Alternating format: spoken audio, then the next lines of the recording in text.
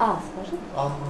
Выслушать пациента, взять мазок и другие анализы. Вход в Верхнеуслонскую поликлинику только через фильтр. Сегодня эта зона полностью изолирована. Как говорят врачи, летом обращений стало больше. Ежедневно медики принимают до 40 человек. Диагноз ковид подтверждается у каждого третьего.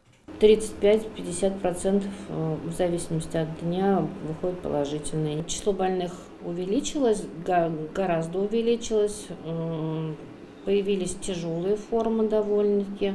Здесь же после обследования пациента решается его дальнейшая судьба. Сейчас в Центральной районной больнице нет возможности открыть временный инфекционный госпиталь. Дело в том, что здесь идет ремонт, поэтому пациентов с диагнозом на ковид и пневмонию увозят в Казань. Ежедневно в среднем до 5 человек. Сегодня Верхнеуслонский район один из 11, где превышен средний показатель по заболевшим ковид. Об этом еще в субботу на совещании в Доме правительства сообщила глава Роспотребнадзора республики. По словам Марины Потяшиной, в июле заболеваемость коронавирусом в Татарстане выросла в 1,5 раза. С начала августа ежесуточное количество случаев не увеличивается, но заболеваемость находится на достаточно высоких цифрах.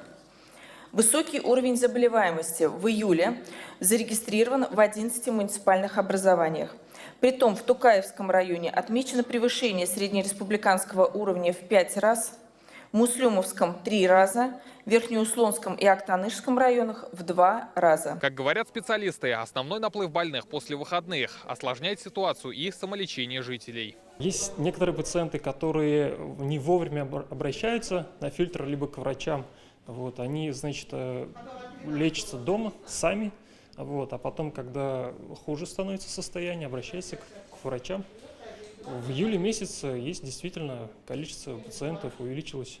В исполкоме района рост заболеваемости объясняют дачным сезоном. За счет любителей провести время на своих участках население Верхнего Услона вырастает в 5 раз. Если смотреть, у нас есть специфика у района. Пригородный район, общее количество населения 16 тысяч человек проживает, зарегистрировано.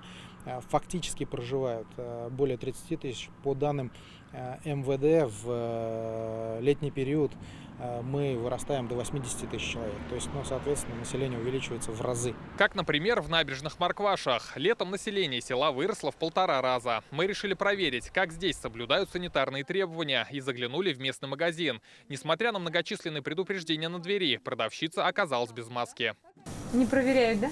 Я говорю, очень-очень редко бывает именно. В основном участковые, так они бывают. Чтобы остановить заболевание, в каждом сельском поселении открыты пункты вакцинации. Больше всего приходят пожилые пациенты, так как у них имеются хронические заболевания. Чтобы обезопасить себя, они приходят на вакцинацию. И дети мои уже прививались. Все привиты остались все-таки ради этого. Страшно. Сегодня, по данным Роспотребнадзора, вакцину получили 27% взрослого населения района. Это почти 3500 человек. Как отметили в ведомстве, именно взрослые чаще заражаются ковидом. В основном заболеваемость регистрируется среди пенсионеров и временно неработающего населения, доля которых составила 75%. Единичные случаи зарегистрированы в 22 трудовых коллективах. Во всех очагах проведен полный объем противоэпидемических мероприятий. Мы проанализировали сводки Республиканского штаба за июль по заболевшим. В них Верхнеуслонский район появился 7 раз. За этот месяц заболели 11 человек. Рамиль Галиуллин, Рамзиль Гарипов, ТНВ, Верхнеуслонский район. Закажи рекламу на ТНВ. Телефон в Казани 5 705 100.